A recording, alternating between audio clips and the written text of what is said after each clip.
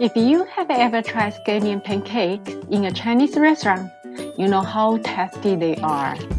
They are in fact super easy to make. The only ingredients you need are flour, green onion, salt, and water. If you grow green onions at home, scallion pancake is a good way to use the extra green onions you may have. The warm water used in this recipe to knead the dough is key to make the softest scallion pancakes ever. While chewing this delicious delicacy, you will notice that the layers inside the pancakes will make your tongue more and more interested every time.